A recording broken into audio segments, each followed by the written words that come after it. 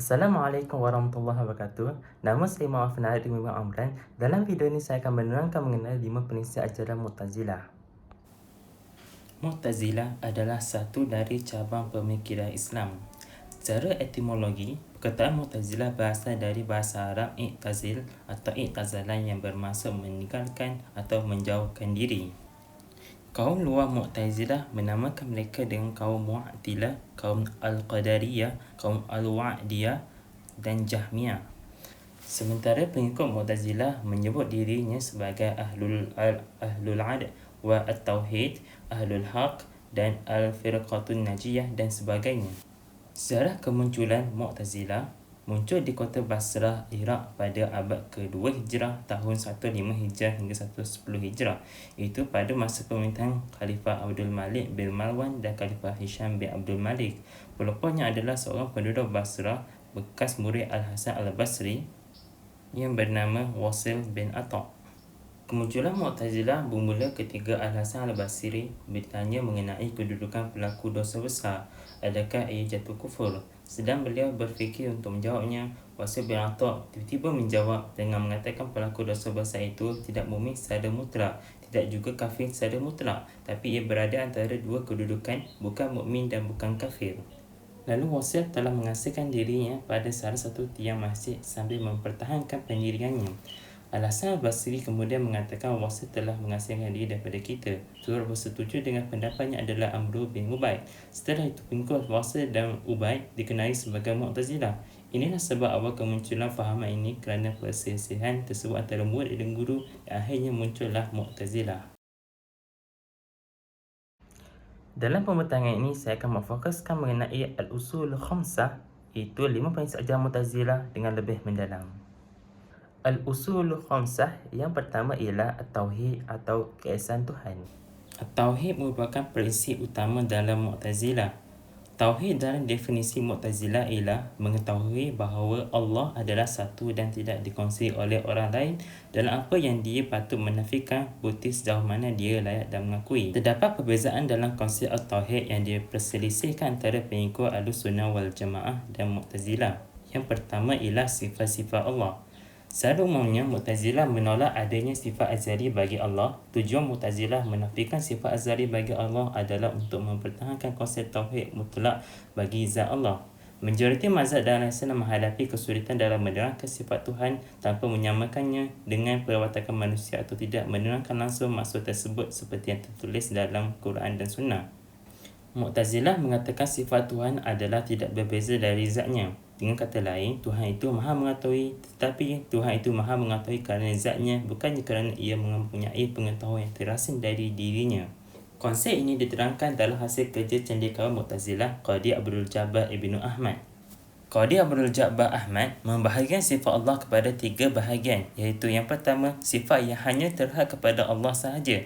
Selainnya tidak boleh berfungsi dengannya seperti Qadir dan Ghani. Yang kedua ialah sifat yang selain Allah boleh bersifat dengan sifat itu, hanya berlainan dari segi penguasaannya seperti Alim dan Al-Hayy. Kerana setiap manusia berhak bersifat dengannya seperti Allah juga. Yang berbeza ialah Allah bersifat dengan sifat itu kerana zatnya, manakala manusia bersifat dengan sifat itu kerana kebaharuan manusia itu. Yang ketiga ialah sifat yang lainnya bersifat dengan sifat itu dengan cara yang berlainan. Contohnya sifat mudrik, Allah mudrik kerana ianya hidup di samping ada benda yang diketahuinya. Begitu juga manusia, hanya yang berbeza ialah Allah hidup dengan sendirinya dengan tidak memerlukan satu yang lain.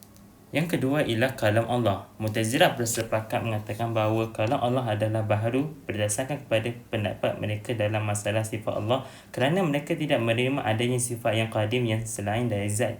Dengan prinsip ini mereka menolak adanya sifat bagi Allah termasuklah sifat kalam. Oleh kerana itu, kalam Allah mengikut Mu'tazilah adalah baharu. Lagipun mereka menganggap bahawa kalam itu adalah yang terdiri dari huruf dan suara. Maka pastinya yang tersusun dari huruf dan suara adalah baharu. Ini adalah pendapat yang dipegang kuat oleh Mu'tazilah. Alasan mereka mengatakan bahawa kalam Allah baharu ialah yang pertama, hakikat kalam ialah huruf-huruf yang tersusun dan suara-suara yang terputus-putus. Yang kedua ialah kalam Allah ada yang terdahulu dan ada yang kemudian. Ini tidak boleh untuk dikatakan sebagai qadim. Dan yang ketiga ialah ayat Al-Quran adalah yang menunjukkan bahawa ianya sebagai muhdas. Mu'tazilah bersetuju bahawa Al-Quran adalah makhluk. Qadi Abdul Jabbar berkata, tentang jalan kami, Al-Quran adalah ucapan Tuhan dan ia adalah makhluk. Mu'tazilah berpendapat bahawa Al-Quran adalah diciptakan sebagaimana makhluk lainnya diciptakan. Oleh itu, Al-Quran dalam pandangan mereka bukanlah sesuatu yang qadim, itu tak ada permulaan bagi kewujudannya. Dalam pandangan mereka, sebenarnya akal manusia telah diberikan kekuatan yang luar biasa oleh Allah SWT. Yang keempat ialah melihat Allah. Mu'tazilah bersepakat bahawa melihat Allah dengan penglihatan mata pada hari akhirat adalah mustahil. Mu'tazilah berdalilkan dengan pertama, mata tidak boleh mengetahui kecuali perkara yang mempunyai warna dan bentuk, sedangkan Allah adalah bukan benda, maka mustahil ianya dapat dilihat. Yang kedua ialah iaitu kita melihat sesuatu dengan indera. Yang melihat sesuatu dengan indera, ia tidak melihat sesuatu kecuali jika ia berhadapan dengannya, sedangkan telah sabit bahawa Allah tidak boleh berhadapan. Dan yang ketiga ialah sekiranya Allah boleh dilihat dalam setengah keadaan, maka Allah juga boleh dilihat sekarang. Al-usul khamsah yang kedua ialah al-adl atau keadilan Tuhan. Keadilan Tuhan bagi Mu'tazilah berkait rapat dengan keesaan Tuhan. Keadilan Tuhan bagi Mu'tazilah ialah manusia bebas sepenuhnya dalam tindakan mereka dan boleh memilih antara yang baik dan yang jahat. Dalam menghadapi masalah kewujudan kejahatan di dunia, Mu'tazilah percaya kepada free will atau kebebasan manusia. Kejahatan dilihat sebagai satu yang berlaku kerana kesalahan manusia dalam melakukan sesuatu. Dalam menerangkan hal ini, Mu'tazilah bergantung kepada konsep taklif. Pada hari kiamat nanti, mereka akan dihukum atas segala nikmat yang mereka perolehi dan tanggungjawab yang diamanahkan semasa mereka di dunia. Sekiranya mereka ini menyalahgunakan akal fikiran yang diberikan Tuhan, mereka akan dihukum di neraka. Ini kerana Tuhan telah bersikap adil dalam menjelaskan jalan yang lurus dan jalan yang sesat dalam kitab suci-Nya. Al-usul khamsah yang ketiga ialah al-wa'du wa al-wa'i atau janji dan amaran. Janji dan ancaman merupakan kelanjutan dari prinsip keadaan Tuhan. Janji menurut Mu'tazilah ialah setiap perkara yang memberi manfaat kepada orang lain atau menghindarinya dari dimudarat di kemudian hari. Manakala amaran menurut Mu'tazilah ialah setiap perkara yang menyampaikan kemudaratan kepada orang lain atau mencegahnya manfaat di kemudian hari. Mu'tazilah mengatakan bahawa Allah tidak menciptakan kecuali perkara yang baik sahaja. Ini bermakna di sisi Mu'tazilah Allah tidak sesekali akan melakukan perkara yang buruk.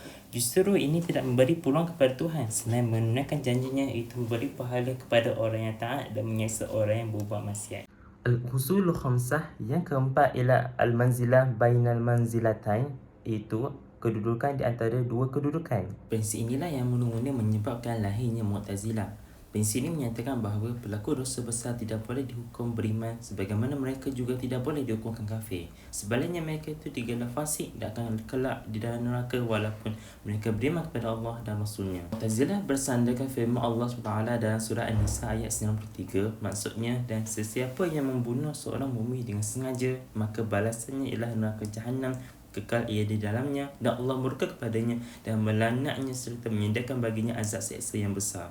Namun begitu, Mu'tazilah berpendapat azab yang dikenakan ke atas pelaku dosa besar di akhirat lebih ringan berbanding terhadap orang kafir. Al-usul khamsah yang kelima ialah al-amru bil ma'ruf wa nahi anil munkar, iaitu menyeru kebaikan dan mencegah kemungkaran. Amar ma'ruf nahi munkar secara etimologi terdiri dari 4 perkataan, iaitu amar, ma'ruf, nahi dan munkar. Amar merupakan dari perkataan amara yang berarti perintah atau tuntutan, itu usaha untuk melakukan satu atau tuntutan untuk melakukan satu. Ma'ruf pula ialah bahasa dari kata akar arafa yang berarti mengetahui atau mengenal.